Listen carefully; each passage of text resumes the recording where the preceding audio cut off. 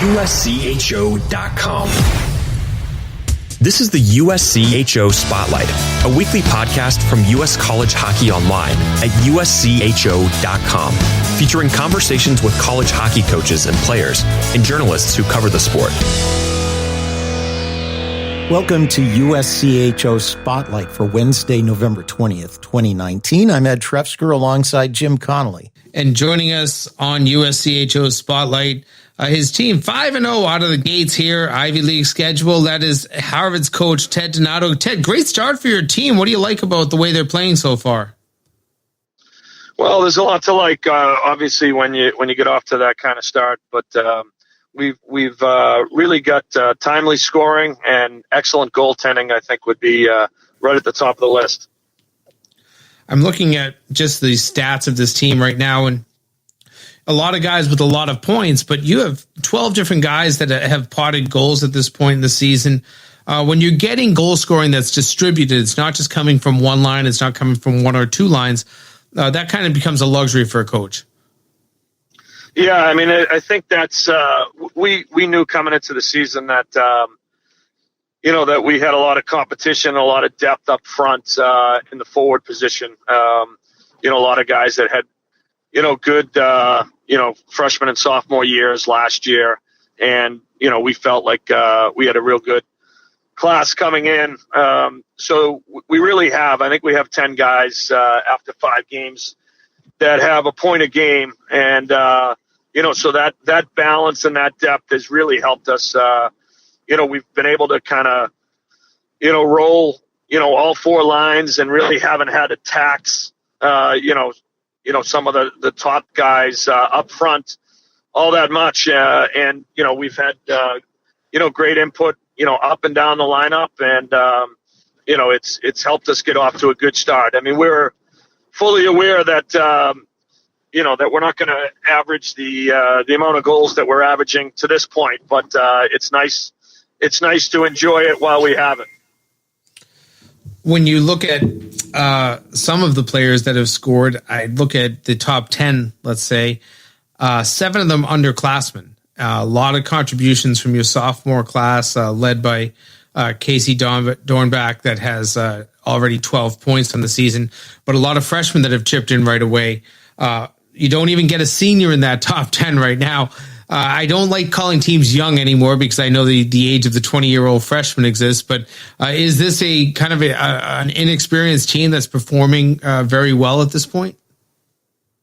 Yeah, it certainly is. I think, and I think you could be correct by calling us young. I mean, we do have, quite a few guys like Jack Drury that come in at 18 years old, and guys like Henry Thrun and Ryan Seedham and John Farinacci, guys that are really playing some great hockey so far that are, all came in as 18-year-old natural freshmen. So, we're young in class and young in age, which is a challenge. But I think, we've had a really good mix. It's a great group of kids that shows up to work and doesn't get too rattled. And we've really benefited from some really high-end goaltending early on here.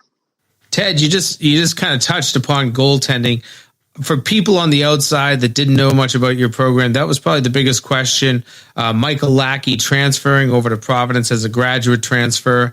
That left you with Cameron Gornett as a senior, and then a freshman coming in, Mitchell Gibson. Both of those guys really strong out of the start. At this point, I know it's a small sample size, but Gibson himself, the lowest goals against average in the country and the highest save percentage.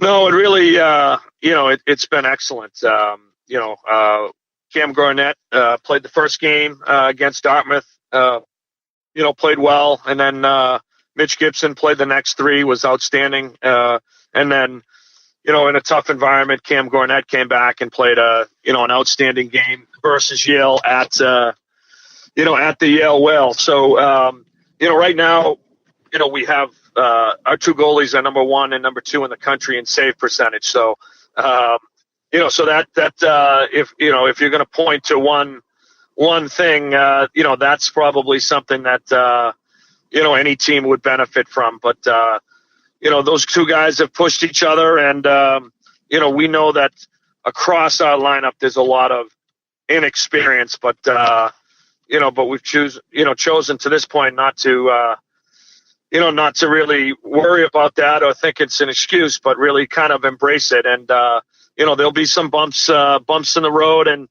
certainly some rougher waters, but it's nice to get off to a good start, and it's nice to see kids come in and play well right away.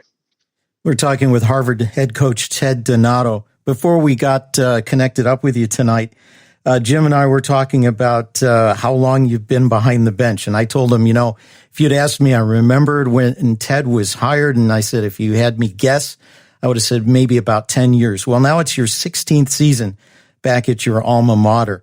And over that course of time, as fans of the game and certainly as coaches, you've seen a lot of things change. What kind of things have you seen in the evolution of the sport in your time behind the bench? And maybe alongside that, what have you seen with maybe the skill level and development of the players you have coming in? Well, I think,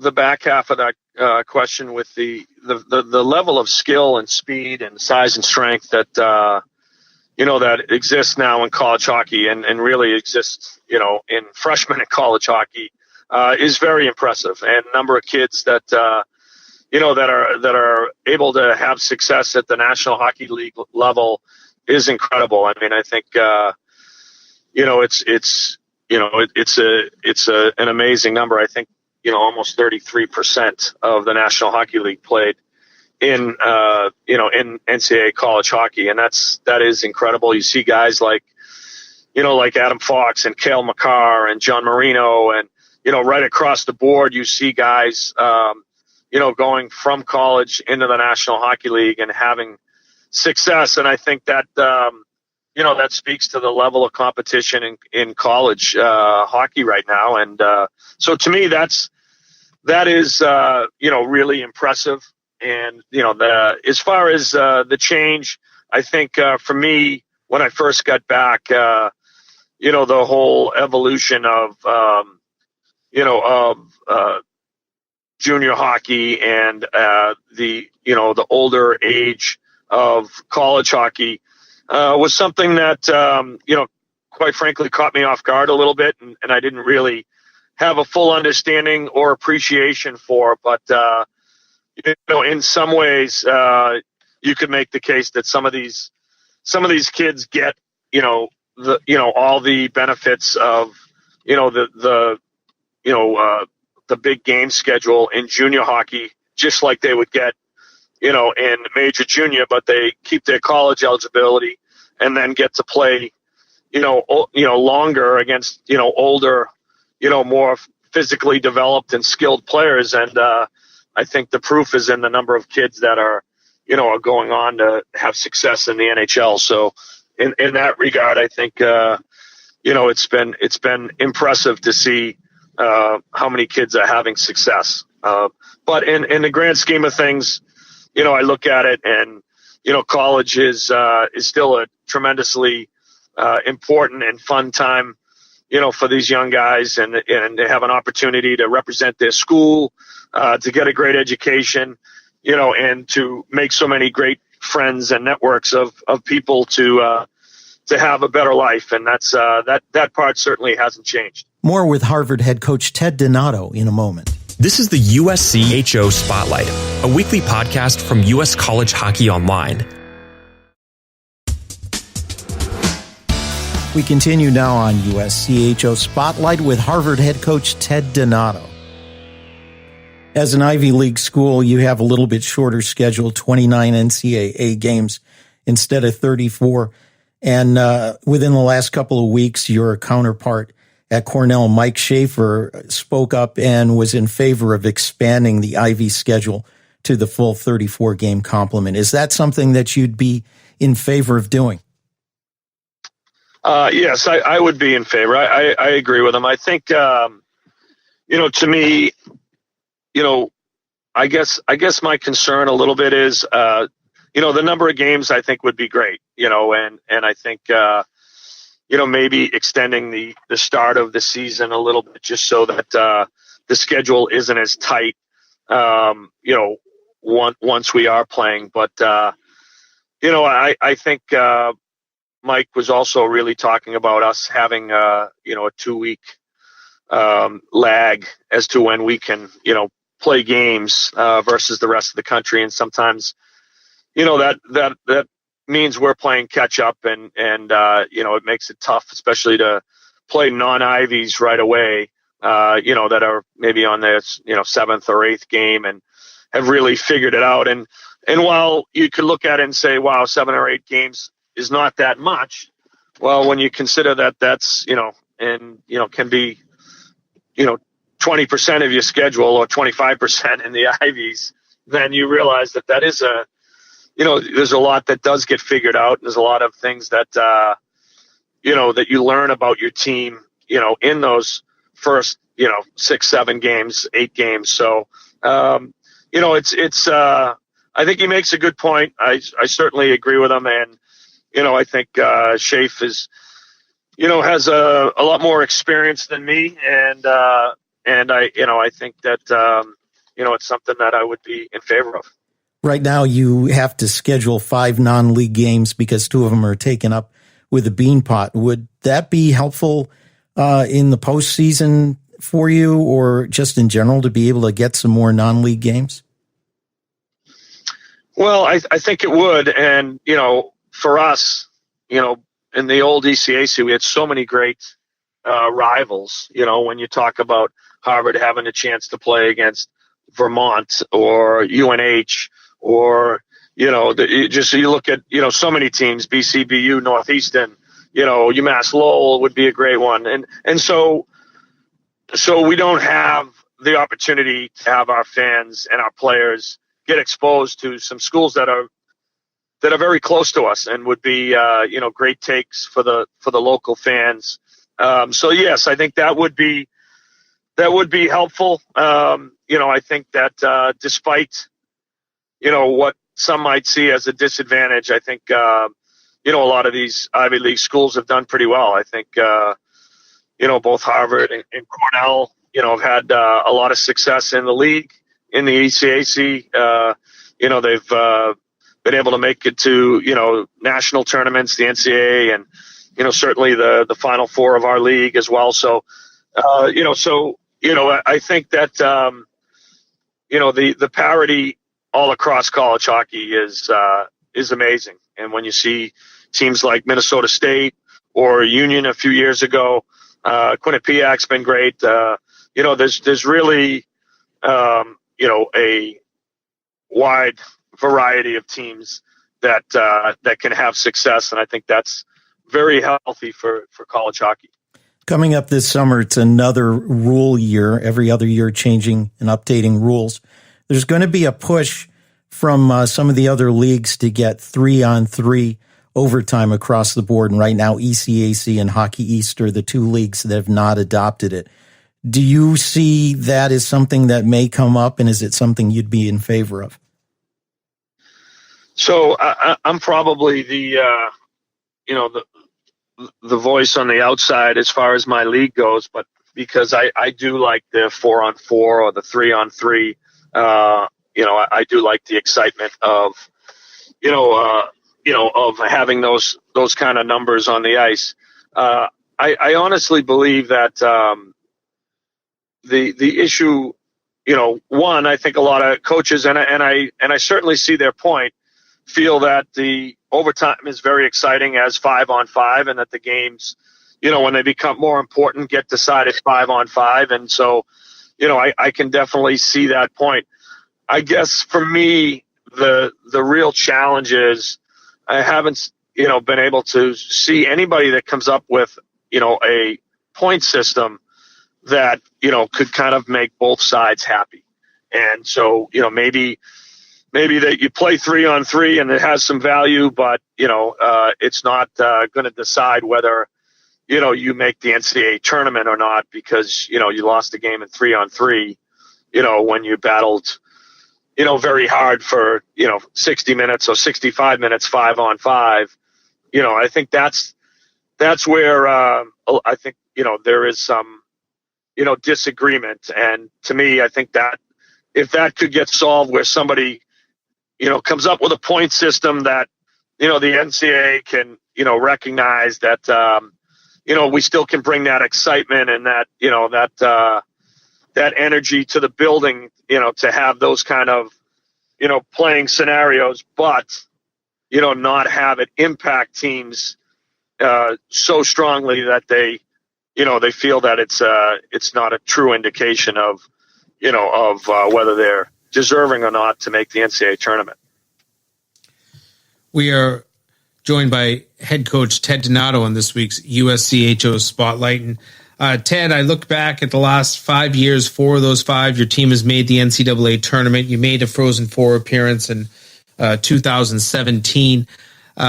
In all of that, I think the one thing that people don't talk about is the fact that when you're recruiting players, you're recruiting more than just hockey players. You have to recruit the student itself. Harvard with the pretty stringent admissions standards, and I don't want to take anything away from any other non-Ivy in this country, but we all know that the Ivy League is a little bit tougher at times than certain schools to admit players. How difficult, how challenging is that? And does the success you've had, does that help you in a way be able to get some lineage of good recruits because the higher SAT score or higher grade point average kids know that Harvard is a good school and we might have an opportunity to go get a good education and play competitive hockey? Yeah, I think that for us, the challenge is, finding the right kind of kids for a place like Harvard. And those are kids that accept the challenge to do both at a really high level.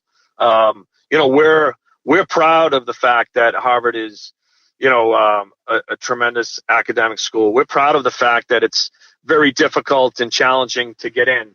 And we're proud of the fact that we have guys that accept, that challenge. And there are times we make concessions to make sure that our kids have an opportunity to succeed on both sides of the river, as we say over at Harvard. And for us, I think, last year we had 29 guys on the ECAC all academic team. So all 29 players, were able to make it. And it's been those kind of numbers for several years now. So I think our guys are having success both on and off the ice. And, to me, while the on ice success can be measured, in an NCAA appearance or in a record, the off ice and in the classroom, that kind of success, well, that's going to get measured over the next, 50 years for kids. And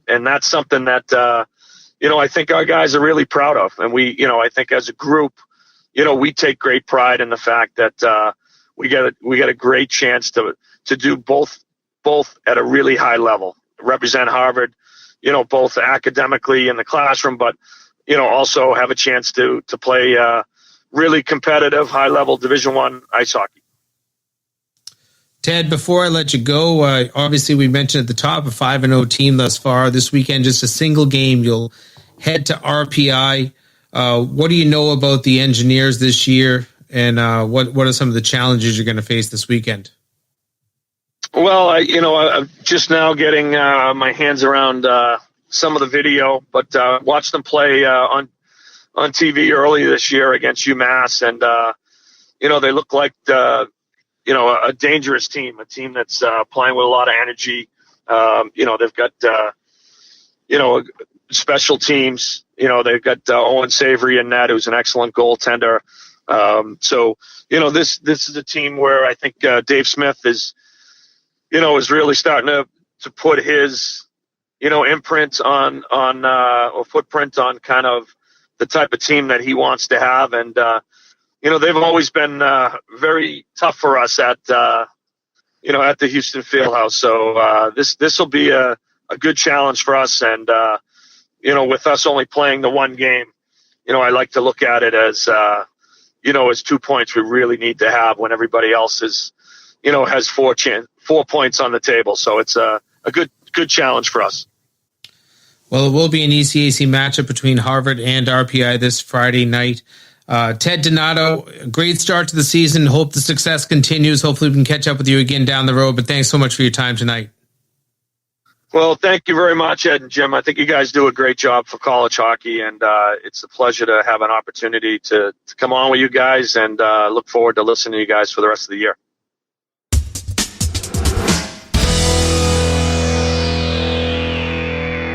That's Harvard's Ted Donato, and it's always a pleasure to talk with Ted. Jim, it was interesting to hear his view both on the expansion from 29 to 34 games, which Mike Schaefer at Cornell has been speaking about publicly, but also he's a bit of an outlier among his league on the 3-on-3. It sounds like there's even a bit more of a groundswell happening in the two holdout leagues, Hockey East and ECAC. Do you think there's enough there to see that across the board with the rule change this summer? Yeah, I think there is, Ed. I really do. I don't know how the vote will be taken if they vote as an NCAA body, so 60 coaches and 60 administrators, or if it's going to be league by league once again, and then within that you might have leagues that don't push it through, and then you could still have a holdout like ECAC or Hockey East. But everybody I've talked to on both sides of that league, of those two leagues, I haven't found anybody opposed to the 3-on-3 overtime format. And I've also talked to a lot of people that like going right to that. They don't want to play that 5-on-5. So I'm interested to see where it goes. There's still a lot to be hashed out, and there'll always be a few opinions of outliers that might be very influential. And that's always something that can change or rock the boat, if you will. And if it does go to across the board, then hopefully stats from the 3-on-3 will get to count for some players whose numbers don't count if they happen to score during the 3-on-3. That is one of the craziest points to me, is that you can score a game-winning goal and a beautiful goal, and it doesn't matter. I understand shootout goals not mattering. You don't count those in regular stats. But when you're scoring, in a 3-on-3, and it feels like you've just walked off with a victory, and that doesn't really matter at the end of the day, it seems a little gummy. And it was interesting also to hear him bring up about having a way to allocate the points. Not everybody's even all that happy with 3 points for a win, 1 and 1 for the tie after 5, and then the extra point for 3-on-3 or shootout. And then the whole situation comes up. How do you count for that in the pairwise? Yeah, I think that's something that just has to be worked out and talked out. You can maybe use just a 2-point system like the National Hockey League uses, and use that for your conference. And then in terms of the pairwise, maybe you get 80%, 20%, or maybe you get 80% for a shootout win or a 3-on-3 overtime win. You get 40%. So you might have a 120% game, if you will. You're getting a little bit more credit in terms of how your pairwise is affected if you lose in a 3-on-3 overtime. There's so much that can be worked out. I just think you need more open minds, and you need good mathematical brains to come to the table to kind of figure out the numbers. That'll do it for this edition of USCHO Spotlight. I'm Ed Trefsker alongside Jim Connolly. And you can catch our other podcasts, our Weekend Review, which usually drops on Monday, looking back at the weekend. And on Thursdays, the Game of the Week, looking forward to our premier game and also some other top matchups in college hockey. We'll catch you next time. This has been the USCHO Spotlight, a production of US College Hockey Online. Visit uscho.com/podcasts to listen or subscribe.